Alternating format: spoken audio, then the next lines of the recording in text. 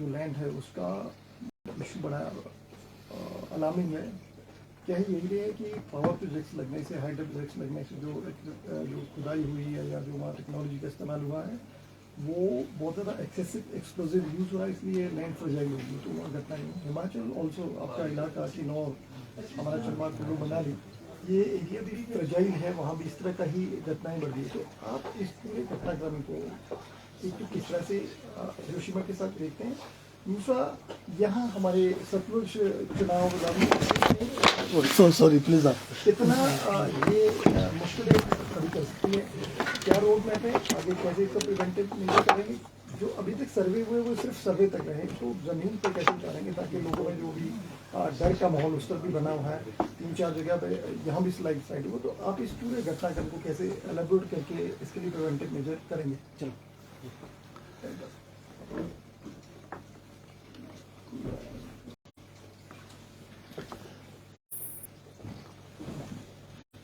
जोशीमठ की जो घटना है वाकई एक आई ओपनर भी है और बहुत सारी बातें इसमें आ रही हैं और सारा जो है अलग अलग जो है इसमें रीजंस है जिस कारण आज जोशीमठ जो है इस स्टेज पे पहुंचा है।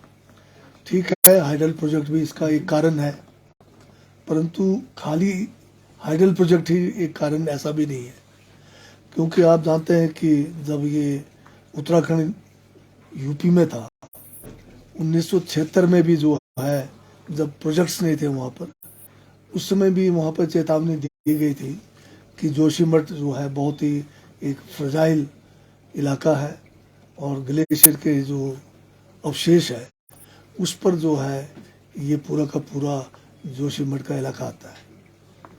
उसके बावजूद जो है वहाँ पर प्रोजेक्ट बने और आप जानते हैं कि प्रोजेक्टों में ज़्यादातर हिमाचल प्रदेश में भी हो चाहे उत्तराखंड में भी हो, जो प्रोजेक्टों को जो टनलिंग का काम है वो जो है हम सस्ते के चक्कर में गए हैं।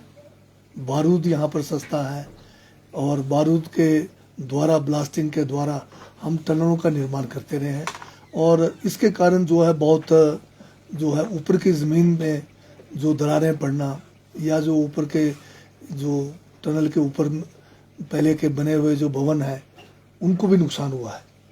और जब मैं पहली बार एमएलए बना था 1995 में, तो हमारा नतपा जाखड़ी प्रोजेक्ट जो है ये आखिरी स्टेज पर था।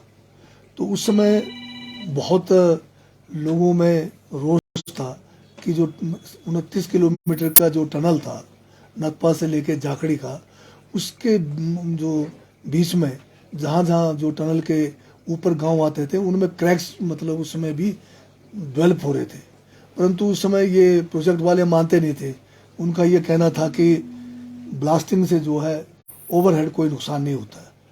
तो शायद हमने पहली बार जो है वहाँ पर एक साइंटिफिक सर्वे कराया कि ऊपर जो है टनल के जो ऊपर के जो कहीं भवन है या कोई अन्य जो हमारी प्रॉपर्टी है उसको कोई नुकसान होता है नहीं होता है। तो कंपनी ने उस समय एनजेपीसी ने जो है एक कोई बेंगलोर की कोई कंपनी को एंगेज किया था उसको स्टडी करने के लिए, और उनका रिपोर्ट जो है तकरीबन नेगेटिव आ रहा था कि कुछ नहीं होता। हम उस समय इस बात को हमने नहीं माना, हमने दोबारा से वही कंपनी जो इसका रिपोर्ट दे रही थी उनको बुलाया और टनल के नीचे जो है अंदर जितना बारूद डालते थे एक एक होल में ब्लास्टिंग के लिए पूरा डालने भेजा, अपने लोग भी रखे और ऊपर जो सिस्मोग्राफ लगाए थे वहाँ भी अपने लोग रखे। तो उसमें जो है जब ब्लास्टिंग किया तो ऊपर सिस्मोग्राफ का जो है हमें जो पर्यावरण के साथ दोस्ताना जो है ताल्लुकात रखने पड़ेंगे। और आप जो मेरे किन्नौर के जो स्पेसिफिक नाम गिन रहे हैं, अब ये सारे प्रोजेक्टों से नहीं है लिंक्ड।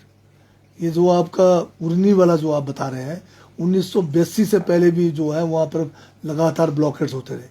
अभी ठीक है कि इसके नीचे से जो है करसम वांगतू का प्रोजेक्ट का टनल भी जा रहा है, उसने इसको जो है और ज़्यादा जो स्लाइड था उसको ट्रिगर जरूर किया है। और जहाँ पर अभी आपका इसकी बात कर रहे हैं आप सापनी के नीचे से कोई टनल नहीं है, वहाँ का स्लाइड के रीजंस डिफरेंट है और डिफरेंट इलाके में डिफरेंट है। जहाँ टनलिंग है एक पार्ट में बिल्कुल कहता हूँ टनलिंग एक बिल्कुल एक मुद्दा है वहाँ पर हर जगह पे टनल नहीं है। अभी आप पीछे बटसेरी में हादसा हुआ, बरसरी में कोई टनलिंग का काम नहीं हुआ है, वहाँ से जो प्रोजेक्ट है वो कम से कम 10 किलोमीटर डाउन स्ट्रीम में है, तो अब लोगों को जानकारी नहीं है। और ये एक प्रोजेक्ट करने की कोशिश की जा रही है कि जितने भी लैंडस्लाइड्स हो रहे हैं वो बिकॉज ऑफ हाइडल प्रोजेक्ट्स, ये ऐसा नहीं है।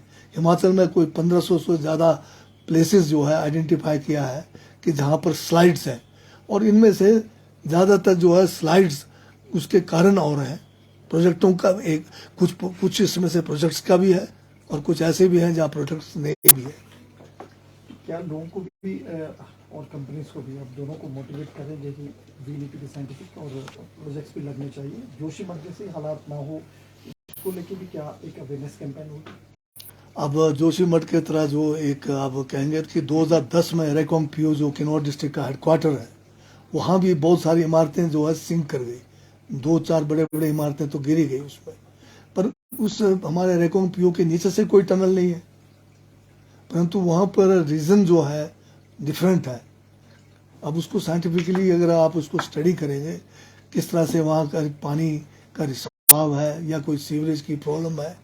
बहुत सारे गांव में कई जगह पे जो है सीवरेज की दिक्कत है, कई जगह पे पानी की निकासी की दिक्कत है, कई जगह पे नेचुरल जो है स्लाइड्स हैं जिसको अनअवॉइड कर सकते हैं। हमारे पास अभी तक ये भी नहीं है कि क्या कारण है। जियोलॉजिस्ट कहते हैं कि भाई जैसे उसमें पानी का रिसाव हो रहा है और ओवर ए पीरियड जो है पानी के रिसाव होने से जो है ये जो स्लाइड्स जो है ट्रिगर हो रहा है, या उसका टोपोग्राफी ऐसा है।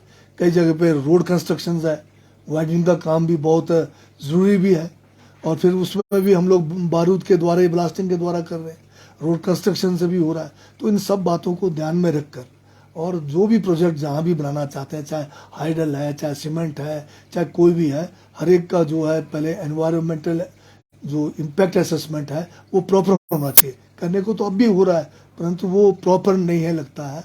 सब कुछ करके अगर हम आगे बढ़ेंगे तो समझता हूँ कि जोशीमठ जैसे हालात पैदा नहीं होने चाहिए। फाइनली आप जिसको फोकस एरिया बनाएंगे, जो स्टडीज हो रही है वो कंप्लीट हो और उसका रिपोर्टिंग प्रॉपर हो, सो आगे का जो नेक्स्ट फेज है कंस्ट्रक्शन या जो भी काम का। हाँ, इसमें यही है कि जब एक आध घटना होती है तो हम सब जाग जाते हैं, चाहे पॉलिटिकल लोग हैं चाहे प्रेस है, परंतु जो लंबे अरसे से हमारे जो ये प्रॉब्लम्स है उसको जो है प्रॉपर स्टडी करके हमें जो है उस पर काम करने की ज़रूरत है।